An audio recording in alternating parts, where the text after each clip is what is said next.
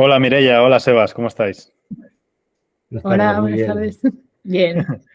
Oye, pues mejor nosotros por teneros hoy aquí en nuestra pequeña casa virtual. Y yo quería empezar esta conversación con una pregunta de cuánto de importantes son los datos a la hora de mejorar nuestra salud.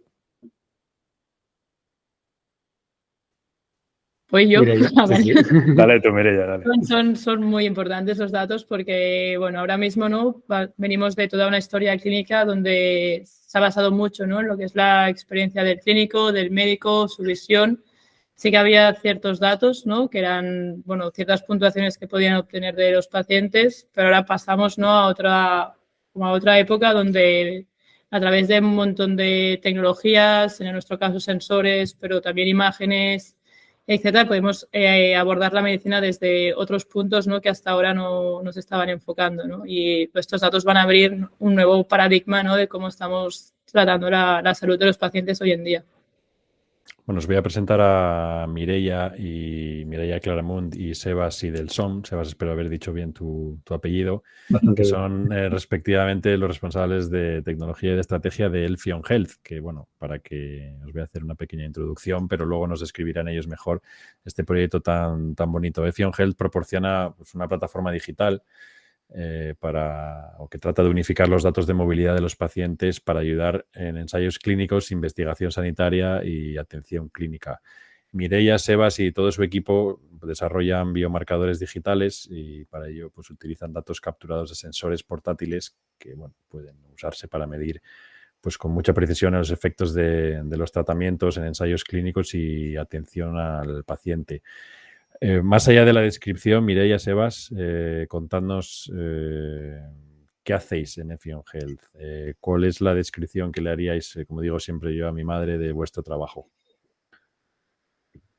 Sí, un poco siguiendo lo que decías tú y también lo que explicaba Miguel al principio, nosotros básicamente medimos la capacidad funcional de un paciente crónico, que también este concepto creo que hay que explicarlo, porque no es del uso del día a día de la gente, pero sí que es un concepto muy importante, que es la medida de salud de las personas a la hora de poder hacer actividades en su día a día, ¿vale? O sea, qué capacidad tienes de caminar, de subir una escalera, de hacerte un café, de lavarte los dientes, eso es lo que es la capacidad funcional, ¿vale? Y eso es un concepto muy importante a la hora de valorar la salud de un paciente, en este caso pacientes crónicos, ¿no? Porque un tratamiento, cuando eres un paciente crónico de una patología de diferentes severidades, pero cuando tienes una patología crónica, que incluso puede ser degenerativa, cuando te hacen un tratamiento, es muy importante saber cómo este tratamiento afecta, mejora, en la medida de lo posible, tu capacidad funcional, ¿no? Porque un tratamiento te puede mejorar un indicador de un análisis de sangre, pero que tú no notes que estás mejor en tu día a día. Y entonces eso, digamos, toda la comunidad científica y médica le exige a la industria farmacéutica, en este caso, con un tratamiento farmacológico, que los fármacos tengan que influyan, digamos, en tu capacidad funcional, ¿no? Que mejore tu día a día. Y eso se mide. Eso se mide en el día a día de los hospitales y se mide con, como decía antes Mireia, con pruebas funcionales estándar. En todo el mundo utilizan las mismas pruebas funcionales, ¿no? Por ejemplo, le hacen a un paciente caminar durante 6 minutos y se mide la distancia que un paciente camina en 6 minutos. Es un indicador muy utilizado. También se mide cuánto tardas en levantarse de una silla. Y después hay escalas, son todas escalas estándares que son para medir las capacidades funcionales en función de las patologías que tengan.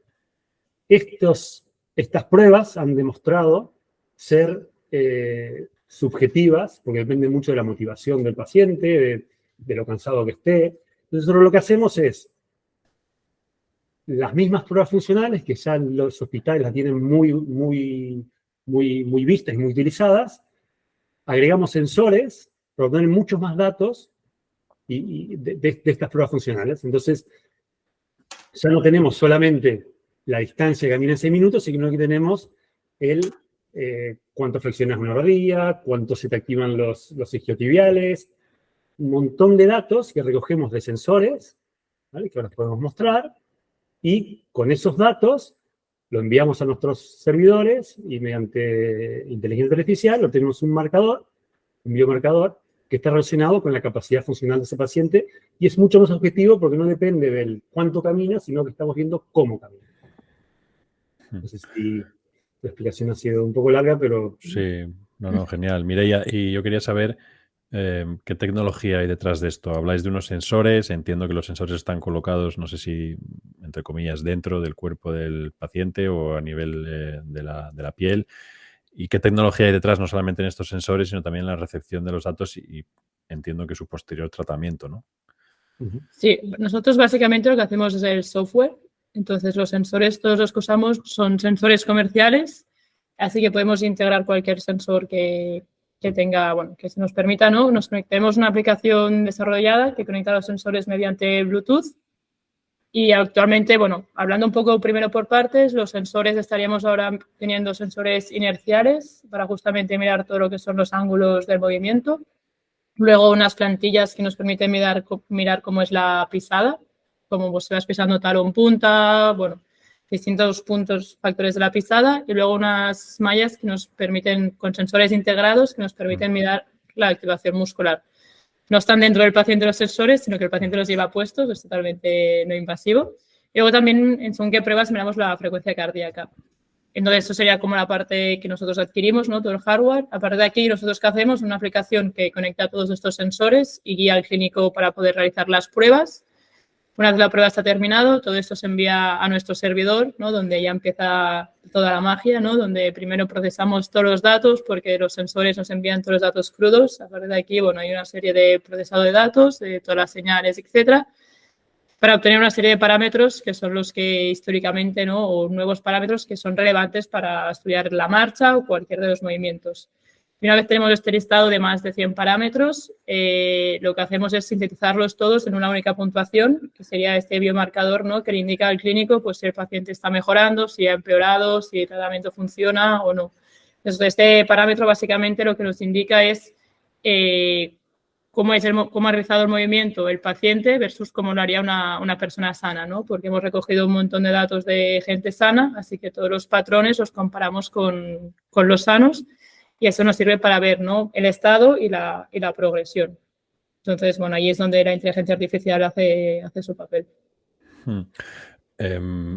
Igual me adelanto a alguna pregunta que haga después, Isma, pero toda esta tecnología, todos estos sensores, vuestro trabajo, ¿tiene también alguna aplicación a nivel de medicina preventiva? ¿O es algo que todavía no habéis desarrollado o lo tenéis ya en mente? Sí, bueno, sobre todo el proyecto...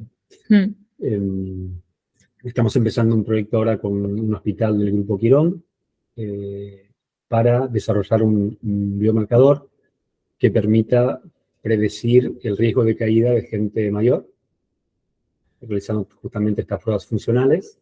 En este caso se puede hacer en el hospital o en la misma casa del paciente, que llega el kit de sensores a la casa.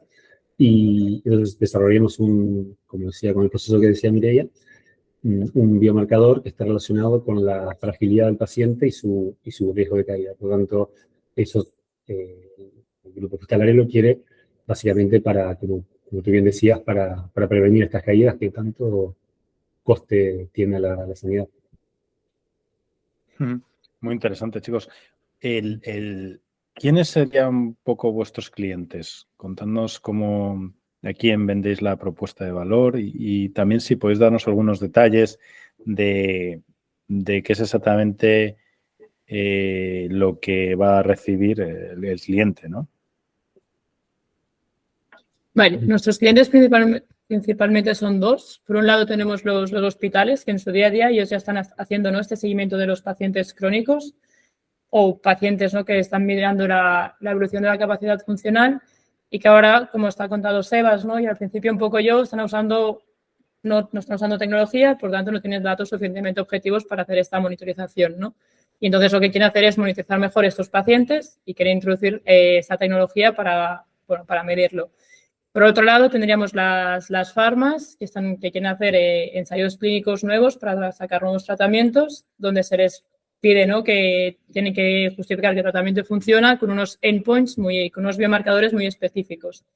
Entonces, si el biomarcador que ellos están usando no es suficientemente fiable o estable, también puede fallar el ensayo clínico, ¿no? Entonces, con una tecnología mucho más robusta y mucho más fiable, pueden obtener muchos más datos para que el fármaco, ¿no?, pueda demostrar su eficacia, o bien para entender un poco, ¿no?, por qué estaría fallando. En cuanto a lo que reciben tanto el pack con los sensores, con nuestra aplicación instalada en un teléfono móvil, y luego reciben, ¿no?, todo el acceso a nuestra plataforma web, donde pueden visualizar todos los datos de todos los resultados de las pruebas que han ido haciendo. Súper interesante. ¿Y pensáis que, entiendo que sí, ¿no?, porque no estaríais en este proyecto, ¿no?, pero me gustaría que reflexionáramos sobre los beneficios diferenciales que vuestra solución aporta versus la manera tradicional de hacer estos estudios, ¿no? ¿Qué ahorros en tiempos, costes, de manera aproximada, digamos, estos clientes vuestros obtienen al utilizar vuestra solución en vez de la de otros? Mira, o cómo lo hacían antiguamente, sí. ¿no? En cuanto a las farmas, ¿no?, justo ayer estábamos leyendo que, claro, cuando una farma hace un ensayo clínico necesita una N de pacientes muy grande, en enfermedades raras a veces es difícil de encontrar, también se alargan los tiempos, ¿no?, porque nosotros también creemos que con nuestro sistema puedes detectar cambios a tiempos más cortos, etcétera, y sería un estudio, ¿no?, que con tecnologías tipo la nuestra puedes reducir un 80% la muestra que necesitas de un ensayo clínico. O sea, son números muy, muy importantes a nivel de coste. Entiendo que cada persona que hace un estudio clínico recibe un pago, ¿no?, una compensación de algún modo, ¿no?, en muchos casos, o no es así. No, sobre todo, No. sí que hay un coste por paciente, pero sobre todo hay un coste no que recibe el paciente, sino de la puesta en marcha de ese piloto. Estamos hablando, por ejemplo, de estudios clínicos, por ejemplo, la terapia génica en distrofia musculares. Estamos hablando de que cada inyección que se pone a un paciente en un año cuesta $1 millón. ¿Vale? O sea que son terapias muy, muy caras y claro, cualquier ahorro en el tiempo y en la N necesaria es un ahorro muy grande. No para la parte de industria farmacéutica. Y a nivel hospitalario, sobre todo lo que estamos recibiendo del personal clínico, es una necesidad más que en ahorros, en poder personalizar mejor los tratamientos. O sea, ahora van muy a ciegas porque realmente ven a pacientes que ellos notan que están desmejorando y las pruebas funcionales actuales no lo están detectando, y ellos a ojos sí lo ven. Entonces necesitan un número, digamos, que le puede indicar realmente ese cambio para activar antes protocolos. Muy, muy interesante. Ahora mismo, bueno, creo, corregidme si no es así, pero tengo entendido que España es un país bastante potente para las farmas a nivel de hacer estudios clínicos. ¿Cómo veis vuestra, digamos, expansión a nivel más internacional, a nivel de otros mercados? ¿Dónde pensáis que está un poco el futuro de vuestro foco, ¿no?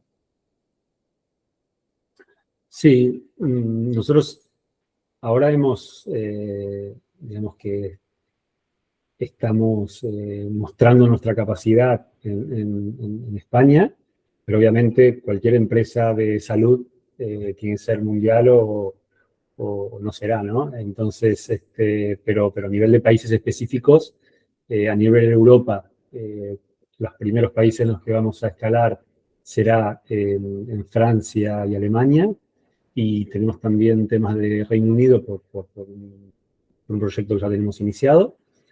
Y luego, obviamente, un mercado que interesa muchísimo es el de Estados Unidos y Canadá por toda la industria farmacéutica y pues, ahí es un mercado muy, muy potente.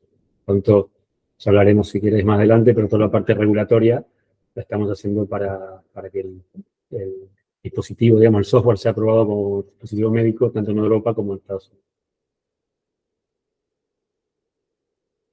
Tengo la impresión de que no estamos utilizando todo el potencial que tiene el ecosistema digital en la mejora de nuestra salud, bueno, tanto a nivel individual como en conjunto en nuestra sociedad. Vosotros, evidentemente, estáis en esta industria, la conocéis bien. Si tuvierais que valorar de 0 a 10 en qué punto estamos de la digitalización del sistema sanitario o de los sistemas sanitarios en general, ¿qué nota le pondríais ahora mismo al sistema, por decir España, no por meternos en otros mercados? ¿Aprobaríamos siquiera? Sí, yo creo que sí, aprobar sí. Yo Sí. creo que se están notando cambios desde, ¿no?, las últimas tendencias. Ahora, de hecho, bueno, aquí en Barcelona se nota mucho, ¿no? Hay muchísimas startups en el mundo de salud digital. El COVID también hizo que diese un salto importante todo el tema de la salud digital y se nota en los hospitales, ¿no?, un cambio también de la mentalidad igual, no solo de los médicos, ¿no?, sino igual de más de gestión de los hospitales, gerentes, etcétera, de empezar a creer, ¿no?, en esas tecnologías y empezar a querer ponerlas. Yo, si tengo que poner una nota, igual la pondríamos en un 6, pero creciendo.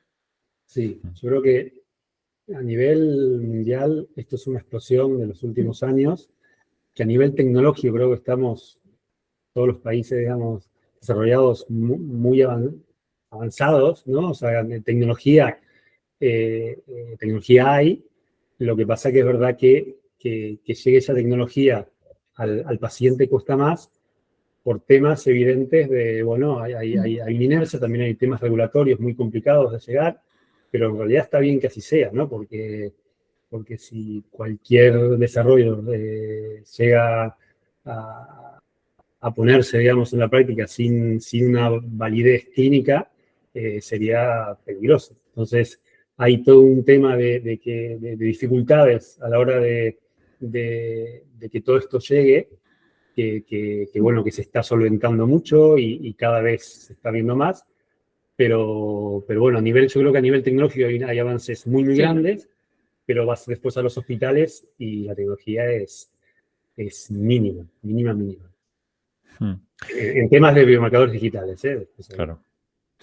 Y si hablamos de vosotros, de Effion Health, leíamos que hace unos meses habríais una ronda, ¿no?, de financiación. ¿En qué punto estáis de vuestro desarrollo? Entiendo que esto es un ecosistema complicado, que también me imagino habrá mucha competencia en otros países, especialmente desde Estados Unidos y Norteamérica.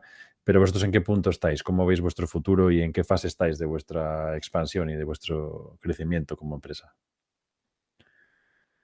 Bueno, vale. A nivel técnico del producto, nosotros ya tenemos un producto con un indicador que está validado para Duchenne, ¿no? Y hicimos un piloto hace un par de años donde recogimos todos los datos que necesitamos para poder validar este indicador, y ahora lo estamos reproduciendo con otras enfermedades también del grupo neuromuscular. O sea, sí que quedan, obviamente, siempre hay cosas a nivel técnico que puedes mejorar y a nivel de análisis de datos no te lo terminas nunca, pero eso sí que estaríamos cubiertos. Luego, en cuanto a la parte regulatoria, lo que comentaba Sebas, nos estamos certificando como dispositivo médico por la MDR aquí en Europa y preparando el terreno, ¿no?, también para Estados Unidos. Y luego, bueno, a nivel comercial, no sé, ¿quieres explicar algo? Sí, bueno, a nivel comercial, como decíamos, ¿no?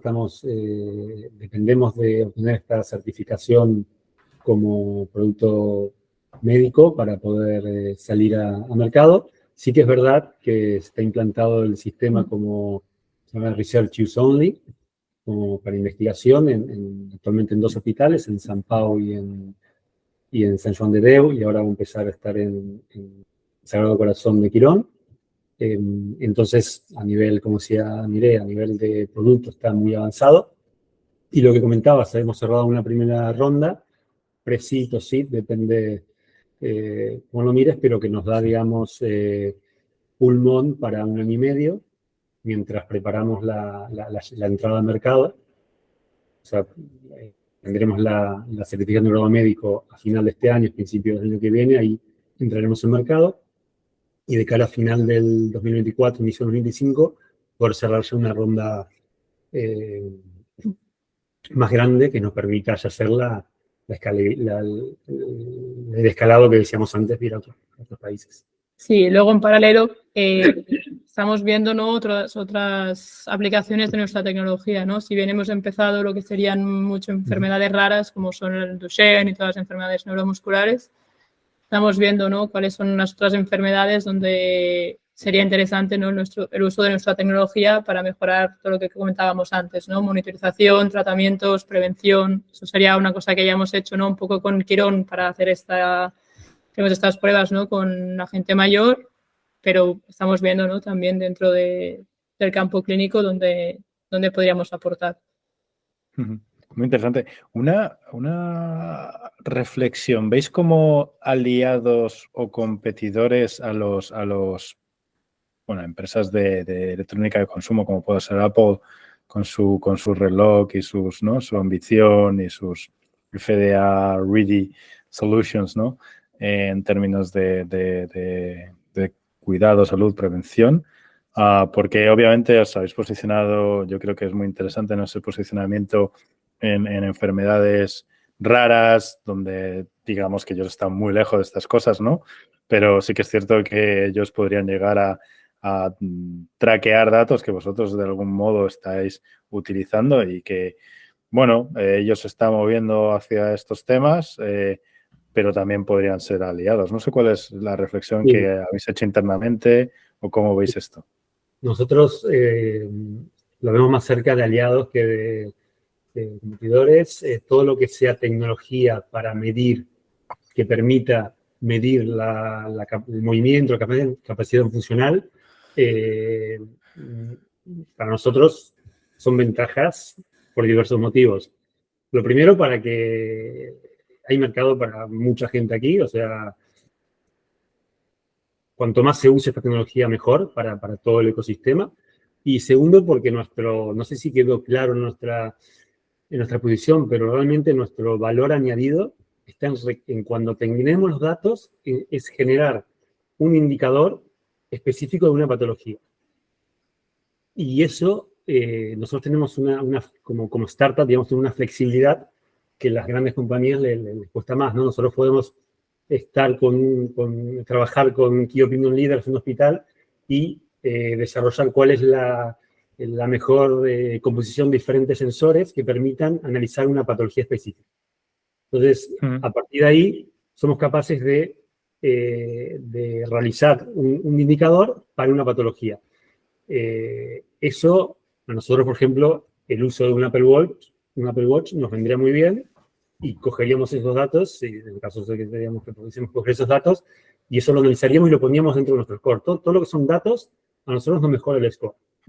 Y entiendo que no vais a contar cuál es el secreto de la masa, ¿no? El secreto de esos bioindicadores, ¿no? Pero ¿cuál desde vuestro... O sea, ¿podéis explicar un poco conceptualmente cómo pasáis de esos datos? ¿Cómo digamos, pegáis, ¿no? ¿Qué datos con qué enfermedad y por qué? ¿Cuál es el fundamento un poco de identificar, esa causalidad, mejor dicho, ¿no?, de unas cosas u otras? Sí, bueno, eso hay algunas cosas que de hecho sí que podemos explicar porque claro. publicamos un artículo científico donde se explica el método, se valida, ¿no?, se explican los resultados. Es lo que hicimos para Duchenne. Entonces, como comentaba antes, básicamente nosotros nos basamos en lo que son los datos controles. O sea, recogimos Duchenne afecta a niños, pues recogimos datos de niños sanos. Y lo que vemos, ¿no?, es de todos los parámetros de la marcha que nosotros estamos midiendo, vemos cuáles se diferencian más, ¿no?, entre un paciente y un control. Y a partir de allí escogemos, ¿no?, todas, porque al final tenemos muchas variables y no puedes usarlas todas porque te estaría generando ruido al modelo. Entonces seleccionamos las más relevantes para cada patología. Entonces, ¿no?, cada patología nos marca cuáles son las afectaciones Y una vez tenemos las variables características, hacemos lo que llamamos el modelo de normalidad para saber cuáles de estos datos serían como la referencia, ¿no? Y entonces, cada paciente que nos entra dentro de esta patología, lo que hacemos es comparar cuánto alejado está de esta referencia sana, ¿no? Entonces, esto es básicamente, luego se traduce a lo que sería el score. Score, biomarcador, que a veces vamos cambiando el nombre. Muy interesante, muy interesante. Mireia y Sebas, momento de poner el punto y seguido, pero volveremos a hablar con vosotros porque estos temas de salud siempre nos interesan mucho y tan relacionado con la tecnología mucho más. Así que os agradecemos que hayáis estado con nosotros y os deseamos mucha suerte en vuestro proyecto porque, bueno, en este caso vuestra suerte será nuestra suerte también en el futuro de nuestra salud. Así que un abrazo muy fuerte. Muchísimas gracias a vosotros por invitarnos. Muchas gracias. A ti, Ismael, también. Un abrazo fuerte. Ya veo que estás pensándote lo del Apple Watch y seguro que estos chicos te mandan algún si tengo aquí la aplicación de Fion, pues a lo mejor... Sí, seguro que tenemos. En el cuarto de al lado tienen un par de sensores que te pueden enviar. Seguro que... Sí, aquí tenemos. Mira, ya están preparados. Un abrazo, Isma. Y a nuestros oyentes también, gracias por estar ahí. No olvidéis que en nuestra página de LinkedIn, Bola de Cristal Podcast, pues bueno, ahí podréis encontrar todos los enlaces. Os mandaremos toda la información sobre la compañía Ephion Health y también a quienes nos veis a través de YouTube. Gracias por estar ahí. Y no olvidéis que nos vemos en el futuro.